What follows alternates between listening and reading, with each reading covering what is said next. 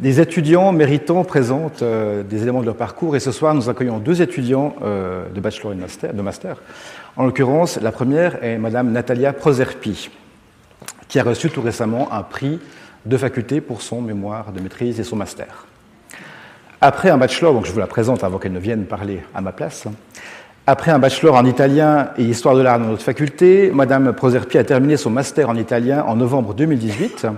en se concentrant en particulier sur la littérature contemporaine.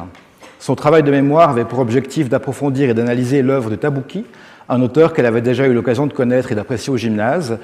ainsi qu'au cours de sa formation universitaire. Durant son master, elle a suivi la spécialisation en traduction littéraire, qui développe chez elle une véritable passion pour la traduction.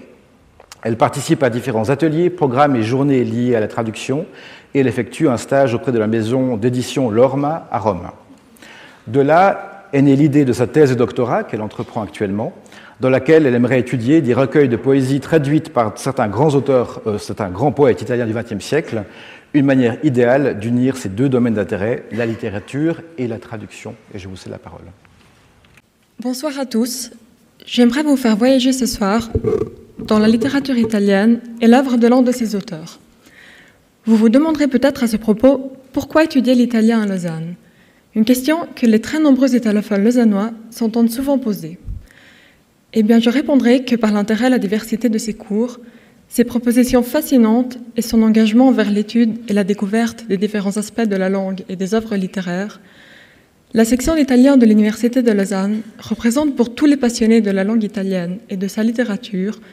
une alternative tout autant intéressante et attrayante à des études en Italie. Pas forcément besoin d'être en Italie alors pour y voyager avec l'esprit. C'est donc à l'intérieur de cette culture et de sa littérature que j'aimerais vous transporter en vous faisant découvrir et en vous donnant peut-être envie de lire, je l'espère, l'œuvre d'Antonio Tabucchi. Écrivain, critique littéraire et traducteur, Antonio Tabucchi, dont vous avez peut-être entendu parler, est parmi les auteurs italiens les plus importants de la deuxième moitié du XXe siècle. Son œuvre littéraire, composée de romans, de recueils des récits et d'œuvres théâtrales, je cite parmi les plus connus Notte Indiano et Sostiene Peheia, se distingue pour sa composante fantastique et surréelle, ancrée toutefois dans une réalité bien définie et reconnaissable. Si les frontières entre réel et fictif semblent se faire de plus en plus fragiles, au centre des œuvres de l'écrivain, on retrouve fréquents les thèmes du double et de la multiplicité, de l'envers et du revers des choses, du rêve et de l'équivoque, insérés dans des narrations inquiétantes et souvent mystérieuses. Des thèmes et des motifs ces derniers qui font partie de l'imaginaire littéraire des dernières décennies du siècle, cette période que souvent on appelle postmoderne. Pour définir le postmodernisme, généralement employé à partir des années 70, on fait souvent recours aux termes de confusion, de multiplicité et d'incompréhension, qui témoignent d'une perte de valeur et de signification certaine,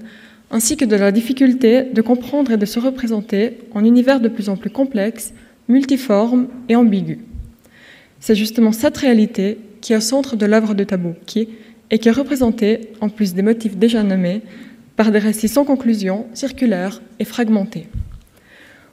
Au milieu de cette réalité ambiguë, dans les romans et les récits de l'auteur italien, on retrouve souvent de nombreuses références à l'écriture, selon une pratique métalittéraire qui renvoie à la pratique de l'écriture elle-même, qui devient un véritable motif et argument de plusieurs œuvres. Pour faire quelques exemples, on peut penser aux nombreux personnages écrivains présents dans les récits, ou alors aux personnages qui parlent et s'interrogent sur l'écriture, aux pratiques et aux structures métanarratives très présentes, comme le roman dans le roman ou le récit sur un roman inexistant, ou encore aux réflexions sur la pratique littéraire et sur le mensonge de l'écriture. Enfin, toute une série de références qui renvoient à la pratique littéraire et qui attirent l'attention du lecteur, le poussant à s'interroger sur leur sens. Et c'est justement sur ces éléments, autant thématiques que structurels, que mon travail de mémoire s'est concentré.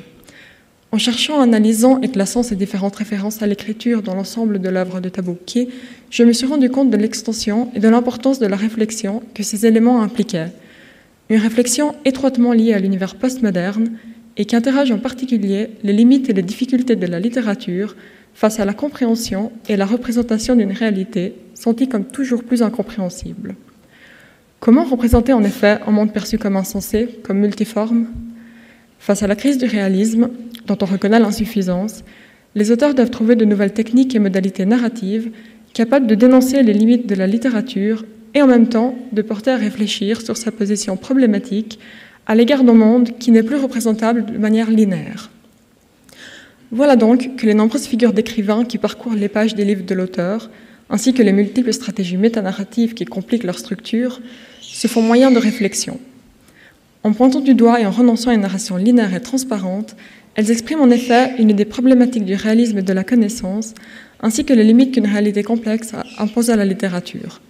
Si cette dernière ne peut plus cerner la réalité et en faire son objet, il ne reste plus qu'à faire objet de la littérature, l'écriture elle-même, s'insérant ainsi dans le discours que la métalittérature et la métafiction postmoderne proposent. Ce monde difficile à cerner est de plus une dimension où réalité et fiction s'entremêlent constamment, où toute frontière semble s'estomper et perdre son sens, où finalement, réalité et fiction ne veulent plus dire grand-chose.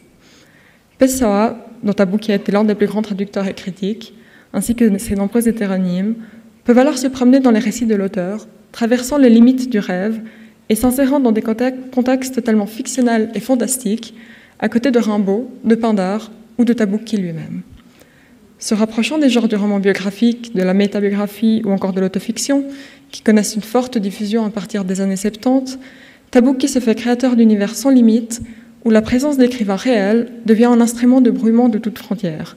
une réflexion sur la réalité postmoderne et enfin une représentation de son ambiguïté. L'auteur emploie donc de nouvelles modalités narratives aptes à interroger la réalité et à présenter les nouvelles possibilités de l'écriture qui, tout en renonçant au réalisme, devient un moyen d'analyse du monde contemporain. Les nombreux éléments liés à l'écriture dans l'œuvre de Tabouki sont donc fonctionnels à une réflexion sur la littérature, sur ses limites et sur ses nouvelles possibilités, un discours très présent et central dans la littérature contemporaine. Si Tabouki en effet représentait le cœur de ma recherche, 3 autres écrivains italiens ont permis d'élargir le discours à la littérature italienne des dernières décennies. Italo Calvino, Giorgio Manganelli et Valtessiti, dont l'œuvre présentait un ou certains des éléments examinés dans les récits de Tabouki, ont permis de vérifier la fréquence de ces éléments ainsi que l'importance et la diffusion d'une forme de littérature qui, à travers l'explicitation et l'accentuation des éléments liés à la pratique littéraire, réfléchit sur elle-même et sur son rapport avec la réalité représentée. Une forme de littérature qui, ancrée dans le phénomène postmoderne, s'interroge à travers l'autoréflexion sur sa position face à un univers morcelé, incertain et apparemment incompréhensible, et qui fait de nombreux éléments liés à l'écriture des moyens de questionnement et de problématisation. Alors voilà, nous sortons en présent de notre discours, selon une modalité proche du métadiscours, pour un retour à la réalité qui, je l'espère, vous aura donné envie de découvrir ce qui se passe sous la plume des auteurs italiens et donner un aperçu de l'une des très nombreuses pistes et possibilités qu'un travail de mémoire peut creuser et approfondir.